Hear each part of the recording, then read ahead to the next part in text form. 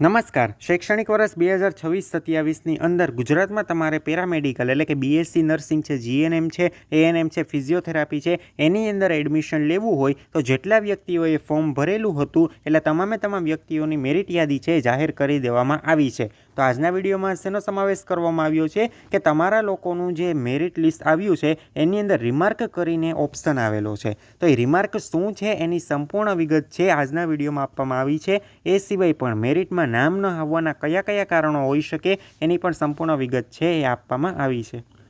હવે એની અંદર જો રિમાર્ક નંબર 1 હોય તો એનો મતલબ શું કે કાસ્ટ ક્વેરી, કે ભાઈ તમે લોકોએ માની લો કેટેગરીમાં તમે આવતા હોય પણ તમે તમારું જે પ્રમાણપત્ર હોય કેટેગરી સર્ટિફિકેટ તો એ તમે લોકો નિયત સમય મર્યાદામાં રજૂ ના કરી શક્યા હોય તો એ છે કાસ્ટ ક્વેરીની અંદર સમાવેશ થાય. ક્લિયર થઈ ગયું? તો જો રિમાર્ક નંબર 1 હશે તો એ શું સૂચવે છે? Caste query. એના પછી બીજા નંબરનો રિમાર્ક હશે એ શું સૂચવે છે? Not eligible for BSc nursing general seat. હવે એક વસ્તુ ધ્યાનમાં રાખો, માની લો કે તમે લોકો કેટેગરીમાં આવો છો. હવે શું હોય તો કે માની લો જનરલ સીટ છે. હવે સમજજો આ વસ્તુ ખાસ. હવે માની લો કે તમે લોકો છે એ ઓબીસી કેટેગરીમાં આવો છો તો તમને લોકો જે ઓબીસી સ્ટુડન્ટ હશે એને ઓબીસી કેટેગરીની સીટમાં તો એડમિશન મળશે, પણ એના માર્ક છે એ જનરલની સમકક્ષ હશે તો એને જનરલ કેટેગરીમાં પણ એડમિશન છે એ લોકો આપી શકે. ક્લિયર થઈ ગયું? એટલે એક્ઝામ્પલ તમને સેટ કરું છું ખાલી. માની લો કે 100 સીટ છે કોઈ કોલેજની અંદર. હવે 100 સીટમાંથી માની લો કે 50 સીટ છે એ ઓપન કેટેગરીમાં આવે અને બાકીની માની લો કે 27 સીટ છે ઓબીસી કેટેગરીની છે. તો એવું ફરજિયાત ના હોય કે આ 27ની અંદર જ છે ઓબીસી કેટેગરીના સ્ટુડન્ટને જ એડમિશન મળે. એવું ના હોય. ઓબીસી કેટેગરીના સ્ટુડન્ટ છે એ આની અંદર જનરલની અંદર પણ એડમિશન છે એ લઈ શકે છે. ક્લિયર થઈ ગયું? એ કોમ્પ્યુટર છે એની રીતે ગોઠવતું હોય છે. એના પછી એસસી કેટેગરીના સ્ટુડન્ટ હોય તો એમાં પણ સેમ નિયમ લાગુ પડે. જેટલી એસસી કેટેગરીની અનામત સીટ હોય, રિઝર્વેશન જેટલું હોય એટલામાં તો એ લોકોને એડમિશન મળે, પણ એ સિવાય એ લોકો જનરલ કેટેગરીની સીટ છે એમાં પણ એડમિશન છે એ લઈ શકે છે. તો હવે જેના અંદર છે એ 2 નંબરનો રિમાર્ક આવ્યો હશે એનો મતલબ શું થાય કે not eligible for BSc nursing general seat. હવે જનરલ કેટેગરી માટે શું છે કે 45% તમારી પીસીબીની અંદર છે એ 45% થવા જોઈએ. જો તમારા 45%થી નીચે ગયા તો માત્ર ને માત્ર તમને કેટેગરીની સીટની જ અંદર એડમિશન મળશે, ઓપનની સીટની અંદર એડમિશન મળશે નહીં. આ વસ્તુ ક્લિયર થઈ ગઈ પહેલાં. એના પછી જો 3 નંબરનો રિમાર્ક છે એ શું સૂચવે છે? Not eligible for GNM general seat. આમાં પણ મેં તમને કીધું એ પ્રમાણે સેમ જ નિયમ લાગુ પડે કે ભાઈ 100 સીટ હોય તો 100 સીટમાં ડિસ્ટ્રીબ્યુશન હોય કે ભાઈ ઓપન કેટેગરીમાં આટલી, ઈડબ્લ્યુએસમાં આટલી, એસસી કેટેગરીમાં આટલી, એસટી કેટેગરીમાં આટલી, ઓબીસી કેટેગરીની અંદર એટલી સીટોનું ડિસ્ટ્રીબ્યુશન હોય. હવે માની લો કે તમે કેટેગરીની અંદર આવતા હોય ને તમારી જનરલ સીટની અંદર જો તમને ક્યારે એડમિશન ફાળવવામાં આવશે કે જો તમને મિનિમમ છે 40% હશે તો તમને જનરલ સીટમાં છે એડમિશન મળશે, બાકી તમને લોકોને મળશે નહીં. અને કેટેગરી માટે 35% કરતાં ઓછા હશે તો તમે લોકો છે એ જીએનએમની છે સીટ માટે જ છે એ તમે એલિજિબલ નથી. ક્લિયર થઈ ગયા આ વસ્તુ? તો 3 નંબરનો રિમાર્ક શું સૂચવશે? Not eligible for GNM general seat. Clear થઈ ગયા આ વસ્તુ? એના પછી ચોથા નંબરનું આવ્યું છે not eligible for BPT general seat. જો તમારા નામની પાછળ 4 નંબરનો રિમાર્ક હશે તો એ સૂચવશે કે તમે લોકો છે બીપીટી એટલે કે ફિઝિયોથેરાપીની જનરલ સીટ છે એના માટે તમે લોકો એપ્લાય નહીં કરી શકો. એમાં મેરિટ યાદીમાં તમને સમાવેશ કરવામાં આવશે નહીં. આ વસ્તુ પહેલાં ક્લિયર થઈ. હવે એની અંદર છે ને તમારે જનરલ સીટમાં એડમિશન લેવું છે તો તમારે ઓછામાં ઓછા 50% છે એ તમારે હોવા જોઈએ. ક્લિયર થઈ ગયું? કેટેગરીમાં તમે આવતા હોય તો તમારે 40% છે એ હોવા જોઈએ. જો તમને 50%થી નીચે હશે તો તમે લોકો not eligible for BPT general સીટમાં છે એ તમે લોકો એડમિશન નહીં લઈ શકો. એના પછી જો 5 નંબરનો રિમાર્ક હશે એ શું સૂચવે છે? Not eligible for the BOT general seat. તો એની અંદર 50% છે એ તમારે ઓછામાં ઓછા ઓપન કેટેગરીમાં તમારે સીટમાં એડમિશન લેવું છે તો તમારે પીસીબીની અંદર 50% છે એ હોવા જોઈએ અને 40% છે એ કેટેગરીની અંદર તમારે હોવા જોઈએ. આ વસ્તુ ક્લિયર થઈ ગઈ. હવે તમારા લોકો જો 50% નીચે ગયા તો કેટેગરીના સ્ટુડન્ટ હશે એ લોકોને ઓપનની સીટ છે એ અલોટ કરવામાં આવશે નહીં. આ વસ્તુ ક્લિયર થઈ ગઈ. એના પછી 6થા નંબરનો રિમાર્ક છે એ શું સૂચવે છે? તો કે not eligible for the BASLP general seat. Clear થઈ ગયું આ વસ્તુ?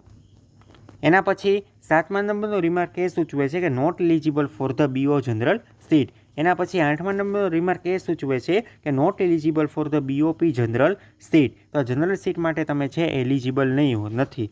હવે એના પછી રિઝર્વ કેટેગરી. તમે જો કોઈ પણ કેટેગરીમાં આવતા હશો, ઈડબ્લ્યુએસમાં આવતા હશો, એસસી કેટેગરીમાં આવતા હોય, એસટી કેટેગરીમાં આવતા હોય, ઓબીસી કેટેગરીમાં આવતા હોય, તો તમારા કેટેગરીની બાજુમાં છે 9 કરીને આ રીતનું રિમાર્ક્સ હશે. તો એ ખાલી કેટેગરી છે, એ સૂચવે છે કે તમે લોકો છે કેટેગરીમાં આવો છો. તમે લોકોએ જે પ્રમાણે ઓનલાઈન ફોર્મમાં કેટેગરી નાખી હતી એ પ્રમાણેના તમે ડોક્યુમેન્ટ પણ રજૂ કરેલા છે અને વેરિફિકેશન પણ કરાવેલું છે. એટલે એને આધારે છે એ તમને રિઝર્વ કેટેગરીની અંદર તમે આવતા હશો તો 9 નંબરનો રિમાર્ક છે એ અવેલેબલ હશે.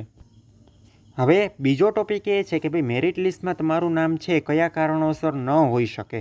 તો પહેલું એ છે કે તમે ભારતીય નાગરિકતા ન ધરાવતા હોય તો તમારું નામ છે મેરિટ લિસ્ટમાં ના હોય. એના પછી બીજું શું કહેવામાં આવ્યું છે કે તમે ઓનલાઈન રજિસ્ટ્રેશનની અંદર લાગુ પડતા ડોક્યુમેન્ટ છે એ તમે અપલોડ ના કર્યા હોય.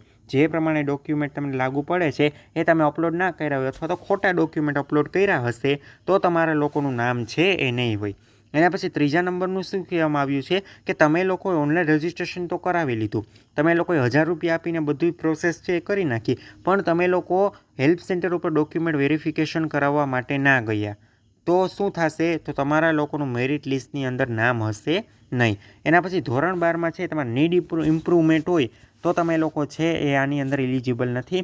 પછી છે એ તમે જીએસઈબી છે, સીબીએસઈ છે, આઈસીએસસી છે, એનઆઈઓએસ છે અને કેમ્બ્રિજ એ સિવાયના અન્ય બોર્ડ હશે તો પણ તમારું નામ છે મેરિટ લિસ્ટમાં ના હોય. ક્લિયર થઈ ગયું?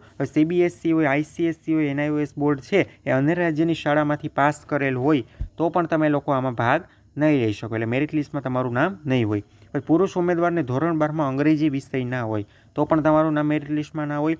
ધોરણ 12 અન્ય પ્રવાહમાંથી પાસ કરેલું હોય એટલે વિજ્ઞાન પ્રવાહ, સામાન્ય પ્રવાહ, ઉત્તર બુનિયાદી પ્રવાહ અને વ્યવસાયલક્ષી પ્રવાહ સિવાય જો તમે ધોરણ 12 પાસ કરેલું હશે તો તમારું નામ મેરિટ લિસ્ટમાં નહીં હોય.